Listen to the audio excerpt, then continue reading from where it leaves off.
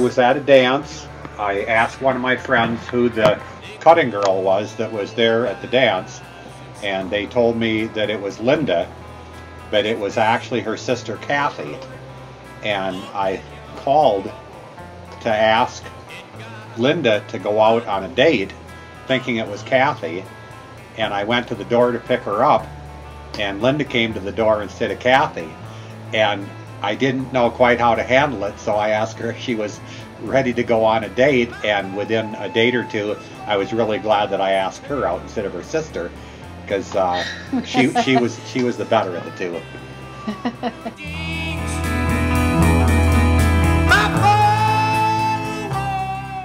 I don't remember when I first heard about it, but it's like we always knew about it when we were teenagers, because I think it started in the late 50s or early 60s. We took over when the French decided that it was a worthless cause, and then for some reason the U.S. decided that they wanted to be involved.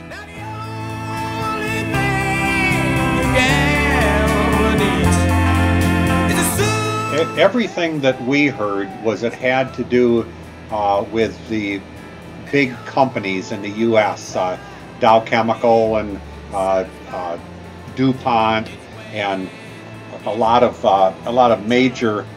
I don't know whether they had investment interest there. Right. I was there land-based for 2 years, and I could never figure out why or what we were trying to accomplish. Primarily because my dad would have liked to gone in the Air Force or in one form of the military, and he wasn't able to because he had such serious health issues, and I wouldn't have had to become involved because I was the only surviving child, surviving male in our family at that time, and I could have gotten a deferment, but I chose not to do that. I felt obligated to serve, and in hindsight, it probably wasn't the best decision I ever made, but I don't regret it.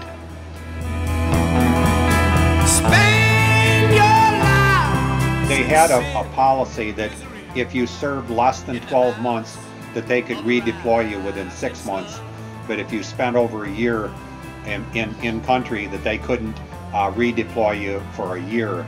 And they really like to rotate the people in and out, because there were a lot of draft dodgers and there were people who were not willing to serve, and they needed to keep their numbers up.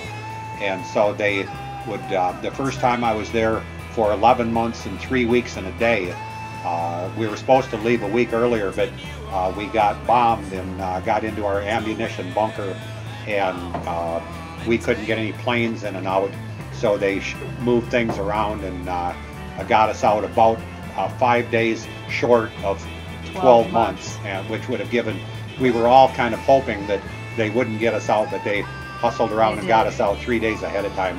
So 6 months later, I was back in country again.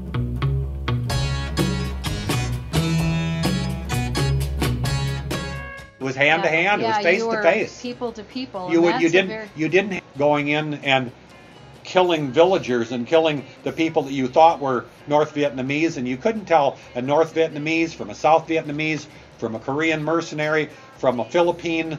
I mean, it was. They were all the same. Everybody was the same. You didn't. You thought you knew who the enemy was, but you found out. A lot of people found out the hard way. Fortunately, I didn't. Who your enemy was. Well,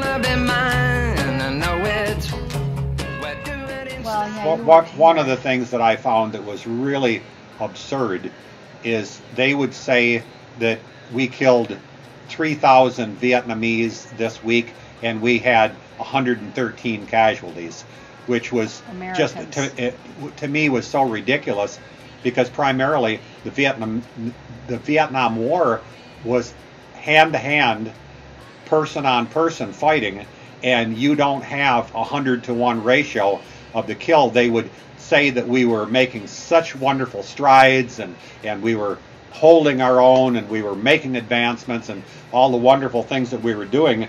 And I could see at the time, the little information that we got when we were there, that it was primarily a propaganda. Everything that was coming to the U.S.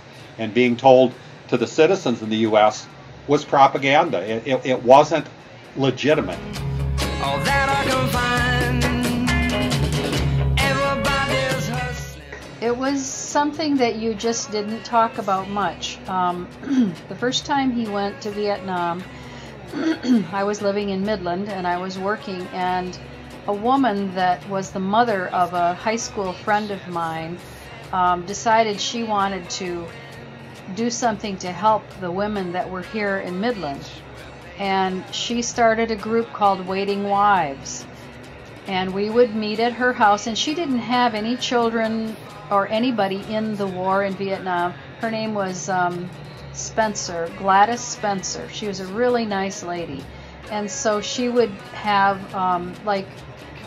little snacks for us, and we would meet there, I think only once a month, but maybe more than that, and we could just keep in contact with each other, and that was just really, really helpful. The one girl was pregnant and her husband was killed, and that was just the hardest thing. She wasn't the only one. There were other ones that we knew, but she had to raise the baby without him ever, and that was hard, but it was good that we were all together.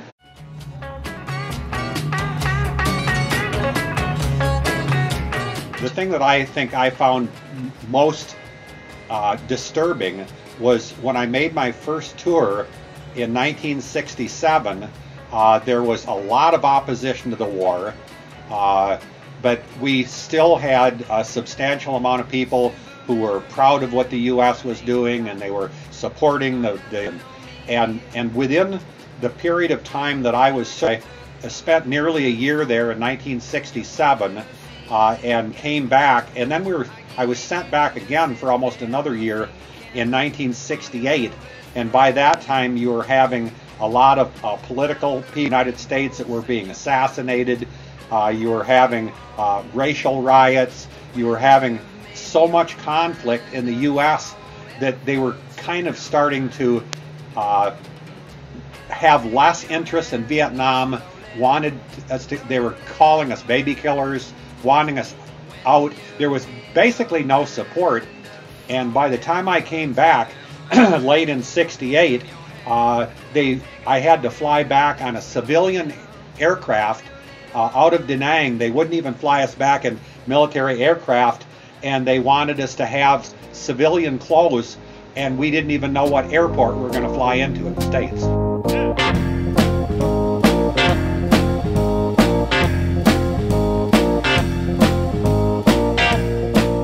At the time, I didn't think so. In hindsight, absolutely. I should have had counseling. There should be a reintegration. You can't go from 2 years in a war zone into a civilian setting and not expect to be at least a little bit of an idiot. When you come out of a war zone and into civilian life, it seems like it should be really easy and just take a big deep breath. Okay. Well, that's the end of that. Forget about the babies and forget about the women and forget about the things that you've seen, and just go ahead and go to work someplace, make a living, raise your family, and it's so unlike anything else in life. It's character building. It makes you stronger, but it kind of really messes you up at the same time it does those.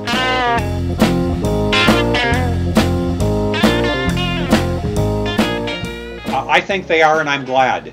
I think that there's more support from families and from the military and from military organizations, civilian organizations. I just really feel like the people who are serving now, we appreciate what they're doing. We understand the sacrifice that they're making. I never realized till I went to war that there are worse things than dying. Yeah. And there are. Dying is easy sometimes when you see what happens during war. And a lot of people probably wouldn't believe that, but believe me, it's a God honest truth. Enjoy every day. Yeah. Because if you don't, it can slip away so quickly.